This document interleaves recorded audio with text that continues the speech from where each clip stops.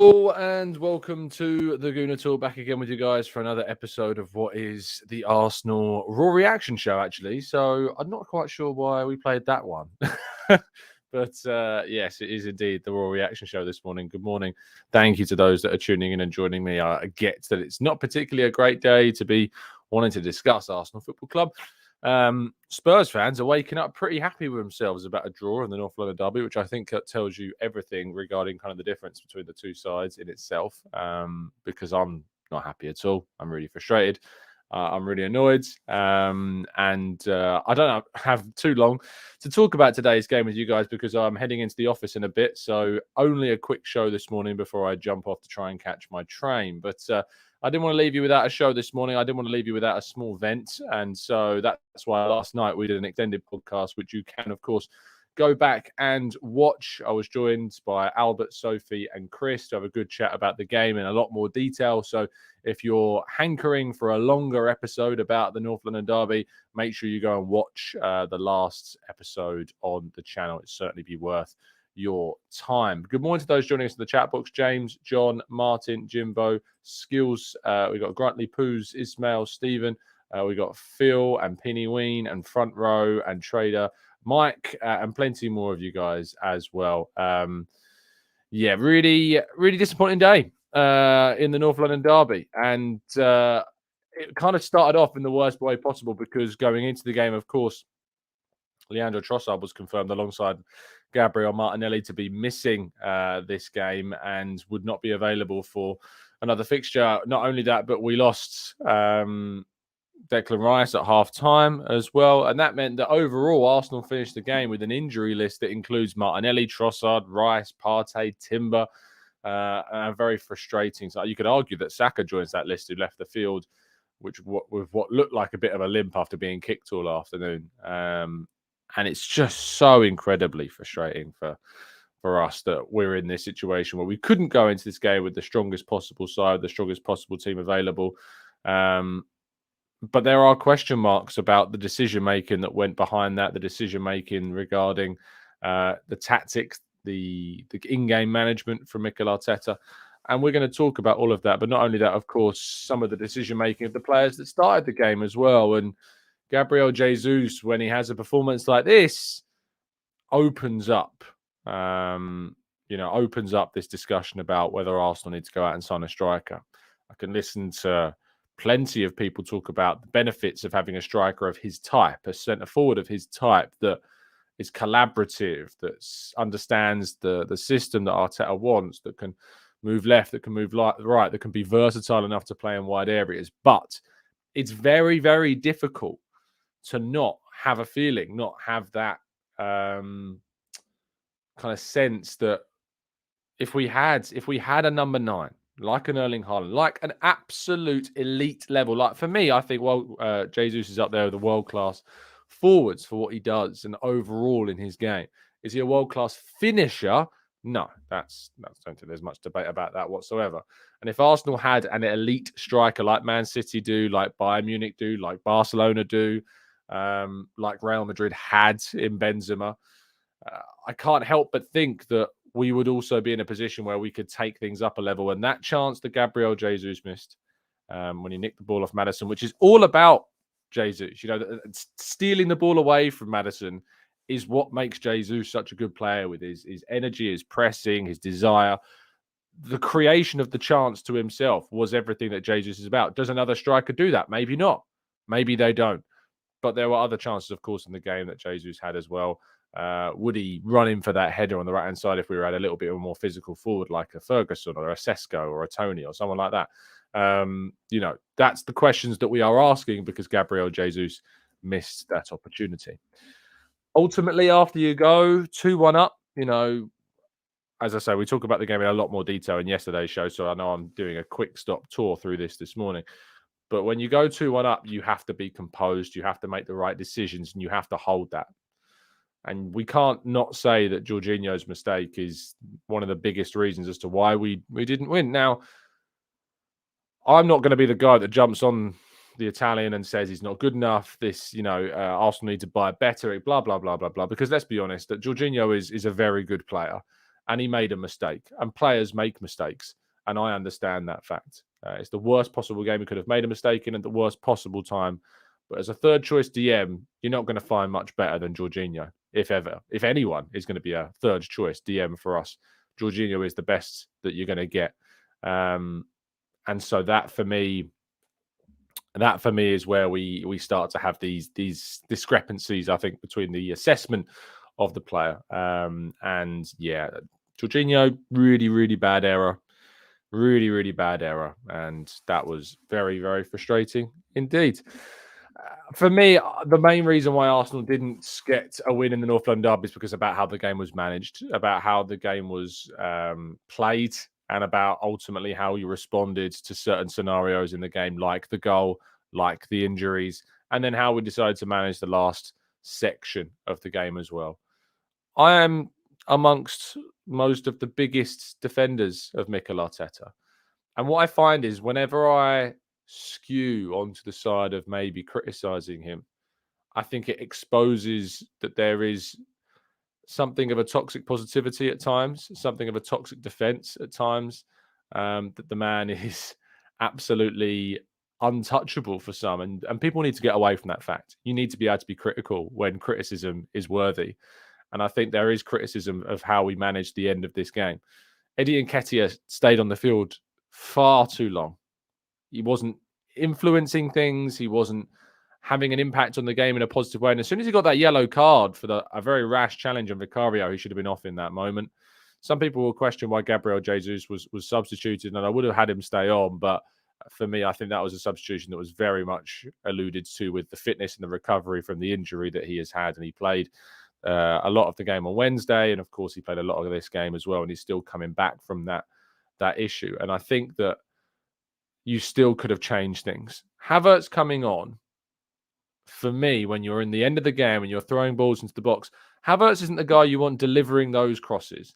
Havas is the guy that you want in the box as the centre forward.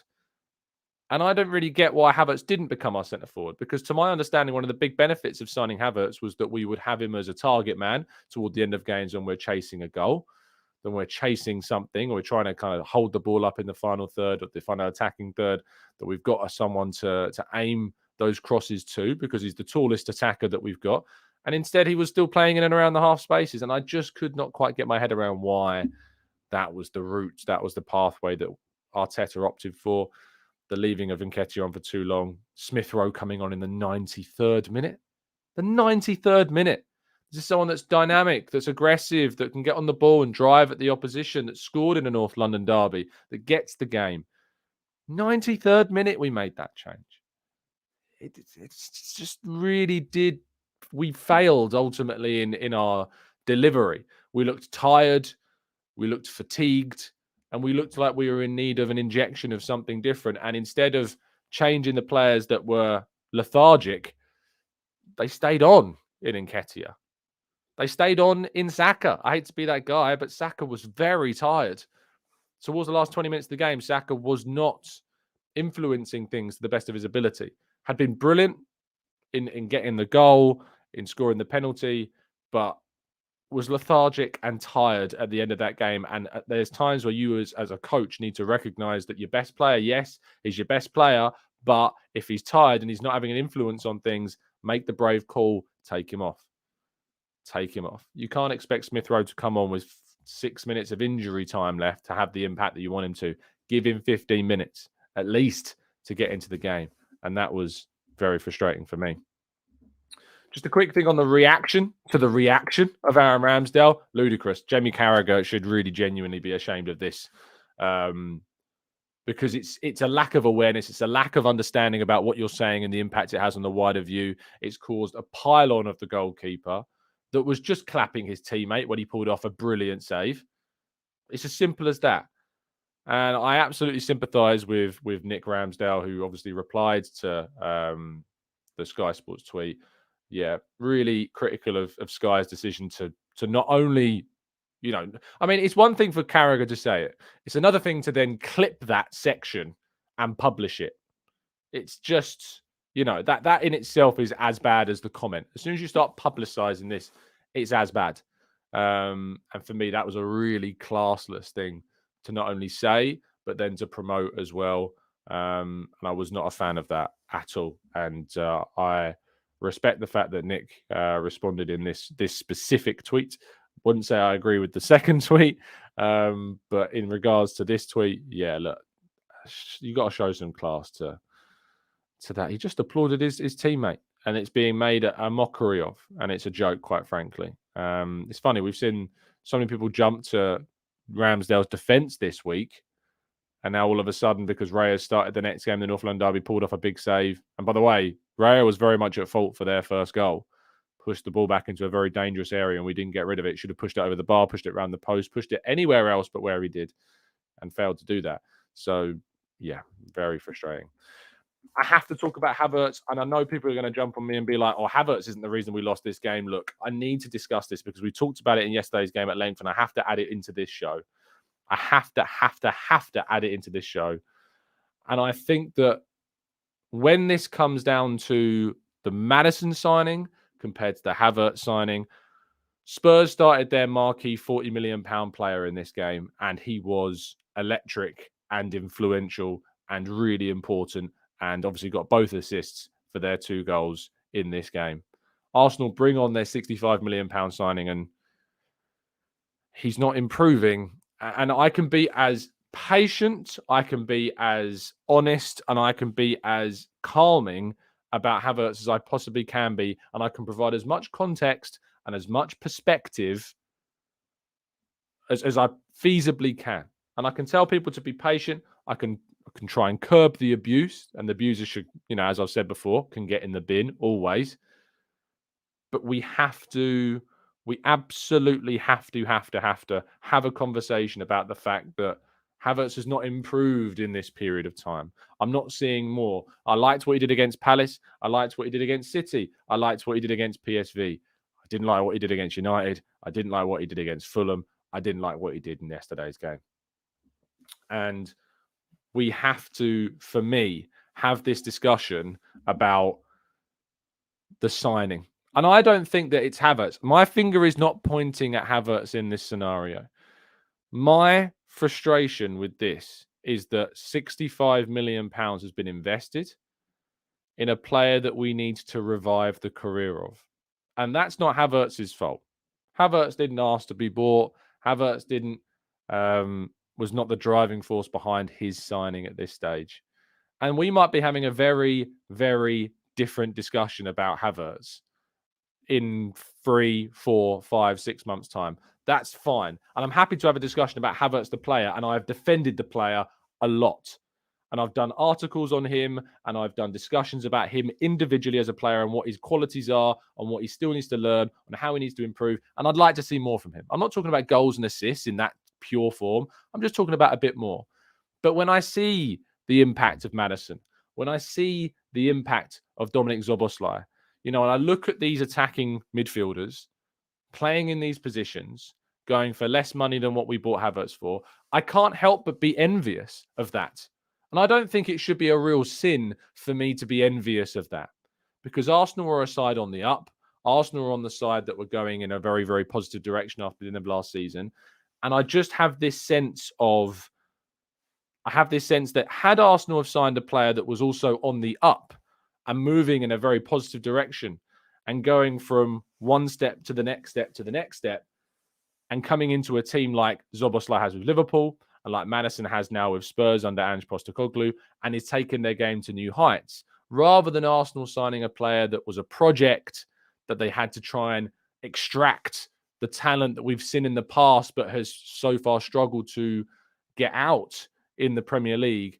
That for me is my kind of gripe, is my frustration, is where I'm at in the headspace. And what I get frustrated about is when I have obviously left defenses and I've asked for patience and I've asked for perspective around Havertz, the player, Havertz, the individual, I've got lots of people saying either like, no, let's get rid, he's terrible, blah, blah, blah, which I don't agree with. And then I've had people saying, fair play, Tom, fair play for providing perspective, fair play for providing patience and asking for people to give him time. But as soon as I say one thing, right, as I have today or I did yesterday, the people that were like, fair play, Tom, for being a bit patient with Havertz. Now it's jumping on.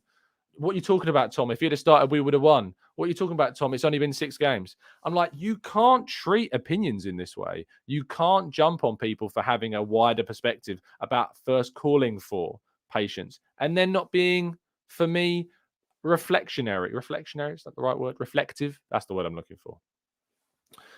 Clive says Havertz is here now. We need him to succeed. I don't know if he will, but I see him improving. Saw him twice this week, and this is better. The result shines a light on the issues and makes them brighter. It absolutely does, Clive. But I don't think it's unfair of me to have a discussion, have a talk, have a point of view about looking at what we invested in and looking at what Spurs invested in and looking at what Liverpool invested in and having a discussion about whether or not we made the right choice. I don't subscribe to the idea of holding those worries, holding those regrets in at this stage. I don't subscribe to that personally. And I feel like as having that opinion, I'm kind of entitled to have that view if I like. I'm entitled to have a regret. I'm entitled to look at what Spurs and what Liverpool signed and see those players flourishing because they were players on the up. And then I look at the decision that we made to sign a player that, let's be honest, was a project, was a gamble, was a risk. And for me, I think that is a worthy discussion, and I wouldn't begrudge people of having those same regrets. And Michael says, are you happy that Vieira started? Yes, I was happy Vieira started. I asked for Vieira to start this game, and he looked more dynamic. He looked like he was providing those forward passes at times. He had a little bit more than I felt what Havertz did. I personally, and I know people don't agree with this, I enjoyed more of what Vieira did than what Havertz did in this game. I'm going to do a rewatch of it today, but I enjoyed more of what Vieira did in this game than what Havas did in this game. Vieira was a big part of the big pluses that we did, which was the first 35 minutes this game, we were really good. First 35 minutes this game, we enjoyed. And Vieira was a part of that performance in the first 35 minutes. But past that 35 minutes, things didn't go as well as they needed to. And Vieira came off in that position. Now it's frustrating. It's frustrating that we didn't get the result that we wanted, but that's kind of where we're at with the game. As I said, we go into a lot more detail in the big podcast. I'm going to try and take a couple of questions and then I'm going to have to shoot. So let's go to part 2 right after this.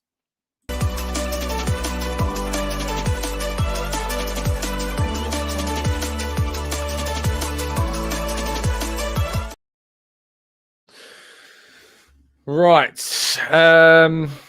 Owen says, whilst everyone was laughing at the appointment of Ange, I was worried. Have Spurs stumbled upon their best appointment in years? Now you concerned? Short answer, yes. He's a very good coach. He's doing very good things. He's having a big impact there.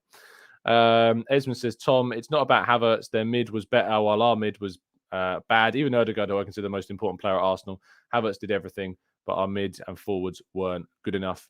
Again, I've said loads, and yet people are going to focus on the Havertz thing. I've said loads. Go back and watch yesterday's podcast. I provide plenty of perspective on my view of the whole game in both shows. Please don't get fixated and blinkered on one point of view I have from this game. Havas is not the top earner at this club. That's a load of BS. Aditya says, Tom, did Spurs have a better composure than us? Of course, I think Spurs managed the game better. Spurs reacted to the game's instances better than we did, and they stayed more grounded than we did in this game. We played this game quite emotionally, and I think that definitely showed. Darren says, what's more disappointing, how lackluster the team looked or the repeatable mistakes made? I was frustrated with the performance, really. We looked tired in the second half. We lost Rice, and that was a big factor. We lost our 2 starting left wingers. Now we've lost our 2 starting DMs, and that is 2 huge losses. If Rice is ready for the rest of the second half, I'm sure we win this game. One, because Jorginho's not there to make the mistake, of course, but I think we win this game if Rice is there for the second half. And I think that's the fine margins between the discussion we're having now and the discussion that we might have later. A couple more before I wrap up. Xhaka says, do you think the criticism towards Kai is magnified due to Timber's injury? No, I just personally think that from Kai's perspective, he's done good things. He's done things which are good. He's shown some things I like. But I don't think I should be begrudged for wanting more. I really don't think I should be begrudged for wanting more from a £65 million signing. I don't think that's unfair. I don't think it's unfair that fans want more from that player. When you see the impact of some of the other players that have been signed for their teams this season. Clyde says, Vieira was the wrong pick for this game in the left day. Odegaard dropped after the booking. Rice was injured. Game was a challenge and the selection didn't help. Yeah, I mean, and I am critical of Odegaard getting that yellow card. You can't ask for yellows. You're the captain. You know, I've praised Odegaard's my favourite player. I love him. He's world class in my view. You can't ask for yellows. Don't get a silly yellow in this game, especially not in a North London derby. That was a mistake by Odegaard getting that yellow, and he dropped off after getting annoyed in that moment. So the finger is pointed there at him.